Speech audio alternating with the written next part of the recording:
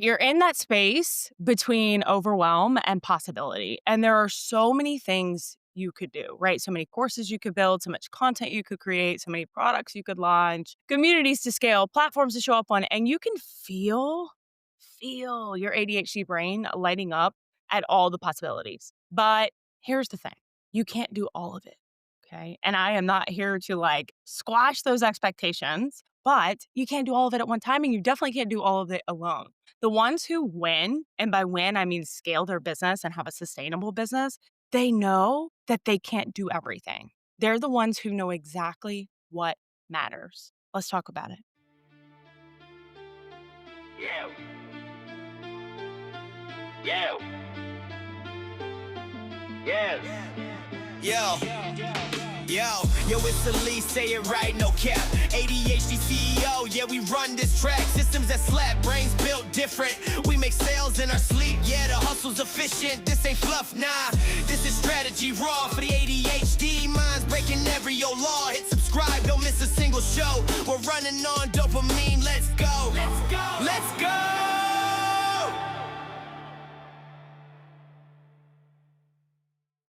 All right, so here's the pattern I see with ADHD entrepreneurs at the start of the year. There's this incredible sense of unlimited possibility. Everything feels doable, everything feels important. So you commit to everything.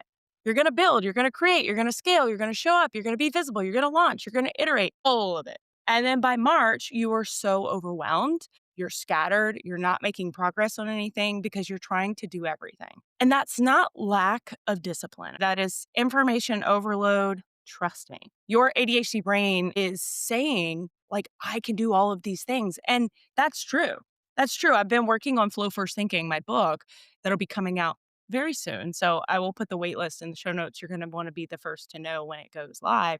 And I was going back through the beginning chapters where I'm really explaining how neurodivergency showed up in my life a lot. And I mentioned in there that I was Jackie of trades, master of none, right? You probably can do a lot of things, just not simultaneously. And so as neurodivergent people, we have this belief of if I'm not doing everything, I'm missing out on an opportunity, right? That FOMO. And no, you're being strategic. Every entrepreneur has limited time and limited energy. And ADHD entrepreneurs, especially, that's the entire platform of my Flow First Thinking system is your time is real, your energy is finite, your focus is precious. And so you have to be selective about where you put those things. When you are, you actually build more impact than when you spread yourself thin. This is why I created the Focused and Free membership. It's literally built on this. You pick your 3 focuses, everything else is secondary. And so ask yourself, like, what are you saying yes to in 2026 that you're actually saying no to something else? Because that's the truth. When you say yes to something, you say no to something else. And very often as entrepreneurs, we end up saying no to our family. And we come to this realization further down the line that that's not what we initially wanted. That's not what we want now. And so it is hard for us to really understand, like, when you say yes to everything, you're saying no to a lot of other things. And we have this feeling of like, we're going to fall behind. And the truth is, they'll naturally evolve. Your business will naturally evolve when you focus on the main thing. And so I want to give you some examples here of how this shows up in my real life. And the things I'm not focused on, I had this belief that they will fall behind, right? Things that I don't really love to do. So maybe that's building a website for you. Maybe that's creating content for you. But honestly, from what the rationale or how it has evolved for me is that sometimes the things that I give my least amount of energy to do the best. Because as someone with ADHD, I will, you know, over edit, over create, I will tweak until it's ruined. And so not everything needs your active attention. Some things just need to exist. And you have to figure out moving into 2026 what those things are. Because ADHD brains struggle with this because we're always looking at what we're not doing. We forget to notice what is working. And so right now is the time in your business to be looking at 2025.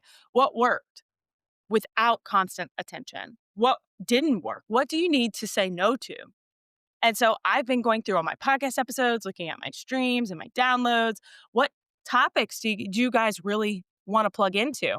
And just side note here, the number one, and I'm talking about like not number one as in it has a little bit more. Episode 177 on time blindness has double the views, double the listens, double the downloads as every other episode. So obviously that tells me ADHD entrepreneurs really struggle with time blindness. I struggle with this on a daily basis. Like even just guesstimating how long it takes me to get somewhere. So you don't have to be visible everywhere. You have to be visible in the right place for the right people on the right platform, on the right community. And that does take some figuring out. But now, right now is the time to be looking at 2025 to see how did that work in your business? One place where you're actually present. And it's hard for us with ADHD to relieve that. It's real for everyone, especially for us, because as people with ADHD, we are so passionate about so many things, but it is better to be in one place than to be everywhere half-heartedly and really showing up, really being yourself. And again, when I'm going back and writing this book, it's like reliving my childhood in some ways because I'm sharing about, how I was labeled dramatic and difficult. And, I wasn't a bad kid. I didn't go looking for trouble, but very often I would find myself in situations that were wrong place, wrong time type thing. And it was just because I was searching for somewhere that I could really fit in. And a lot of times that was with the wrong people. It was with the wrong people. So you need to see, where are your people actually hanging out? Are you hanging out online with the wrong people? People that are bringing you down, people that are making you feel bad, people that don't understand your brain. So we kind of have this societal belief of, when you become an online creator, you should be on every platform. And I'm going to ask you, says who, right? You can find me on almost every platform, but I am not active on every platform. That is because I have automation tools. Repurpose.io is a genius and it's amazing. I'll put it in the show notes. If you're not using it, check it out. But it takes my TikToks, it puts them on YouTube, and it makes clips of my podcasts for shorts. And it does all of that on the back end. So I'm able to be visible on those platforms if I need to be searched. But you can build a whole business without TikTok or Instagram or LinkedIn. You could pick one or two and go deep. Build that relationship. I had a mentor tell me in the beginning of my business, where does the money come from? And I, of course, had the wrong answer. She said, from people. If you're not building relationships, the sales aren't coming. So more content is not always better. Better content is better. One really good piece is worth 10 mediocre ones. And ADHD entrepreneurs often thrive with quality over quantity, but we feel the pressure to do the quantity.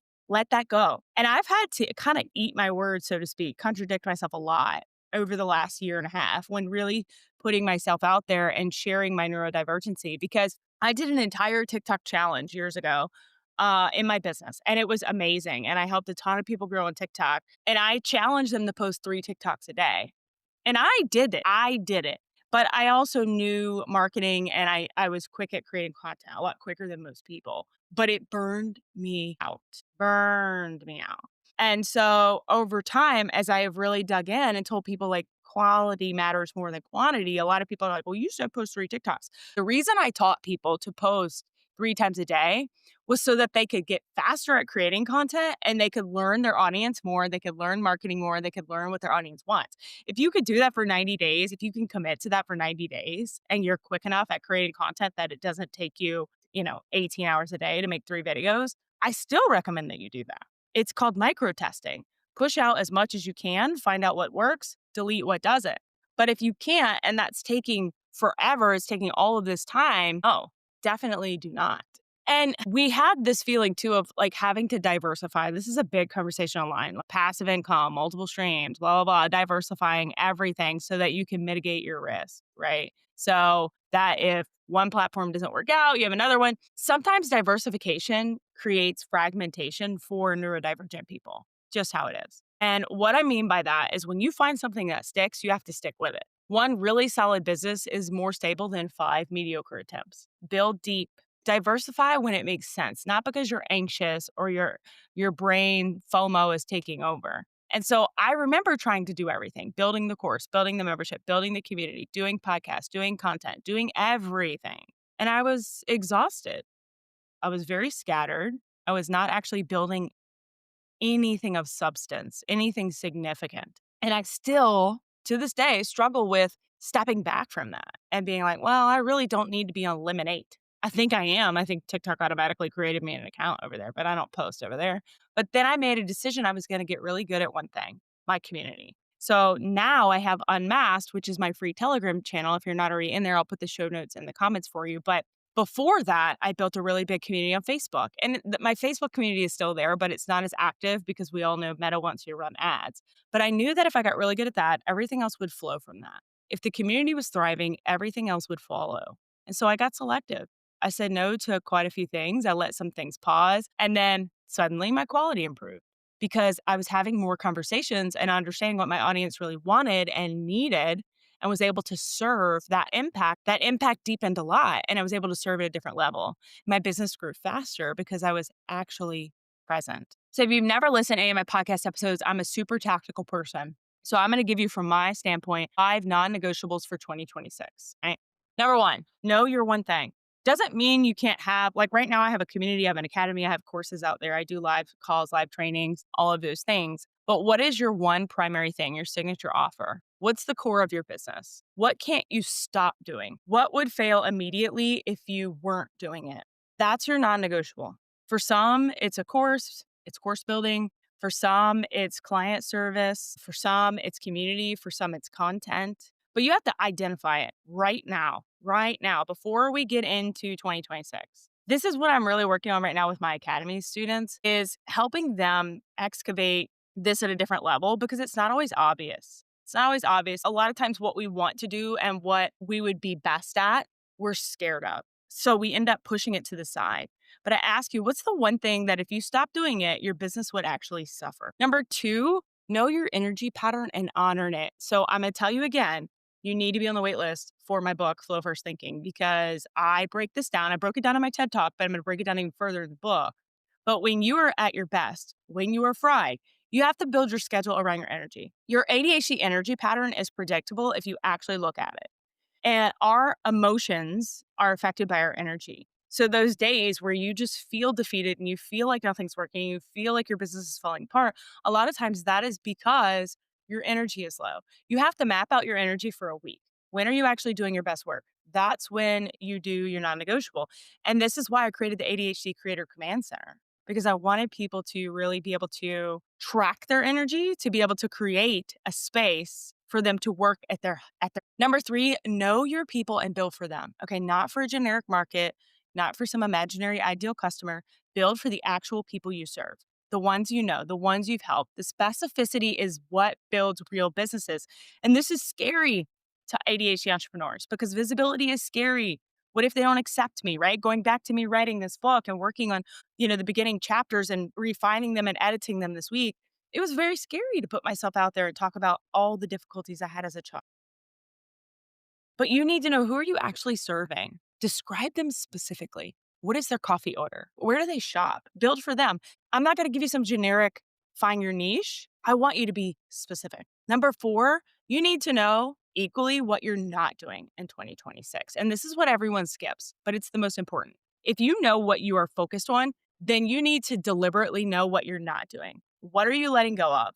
Write it down, make it official. Okay. I talk a lot about this, and we're going to be talking about this even more in the Focus to Free community, my membership, but it helps with this because it gives you accountability for your boundaries. I want you to sit down and write your not doing list for 2026. I want you to DM it to me on Instagram at socially.awesome. What are you deliberately saying no to? It's kind of like dating, right? When you're dating, you find out what you like, but faster than that, you find out what you don't like. Well, I don't want to date nobody that does that anymore. I don't want to date anybody that looks like that or whatever. Right? Hopefully it's not all vanity, but it's like dating. You can easily tell, I don't want to date anybody that does this, right?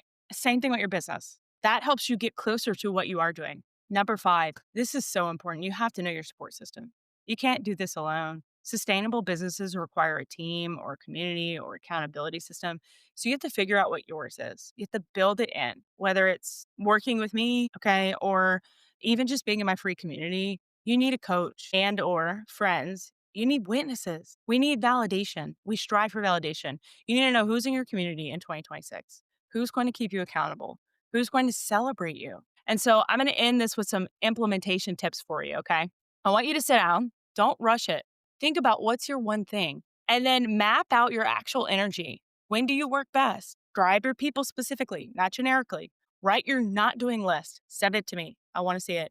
and find your accountability. Join something, join someone. 2026 is not about doing more, it's about doing less. It's about doing less better with better clarity. It's about knowing what matters and actually putting your energy there. It's about building in a way that works for your brain instead of against it. I know I say that all the time, and people are like rolling their eyes at this point, but it's true. If it doesn't align with you, you don't have clarity around it, get rid of it. The wins aren't coming from doing everything. Okay. They're coming from doing the right things really well, doing the right things really well. So get really clear on your one thing, on your people, on what you're not doing, and then build the shit out of that. It's been a while since I cussed on an episode, but you're welcome. So, with that being said, check the show notes. If you haven't already jumped into the ADHD Creator Command Center, I challenge you to do that. I built that system specifically for neurodivergent entrepreneurs. It is the all in one CEO dashboard because a lot of times we know what to do. We don't have an execution plan. And so it's not just another productivity app, it is an execution plan. Or jump into the ADHDpreneur Academy. Okay. That's where we build your whole strategy around what actually matters. And no one can help you better with that than someone who understands you and sees you. So, with that being said, if you got any value out of this episode at all, please leave it a review. It is the best compliment you can give. It helps us get pushed out, it helps us know what you like on the podcast. As always, take a screenshot of you listening to this, throw out your stories, and tag me on IG at socially.awesome. Check the show notes. I can't stress that enough. I will see you in 2026. Stay awesome. And I hope to see you in one of my programs. Until next time, make it simple, make it social, make it awesome.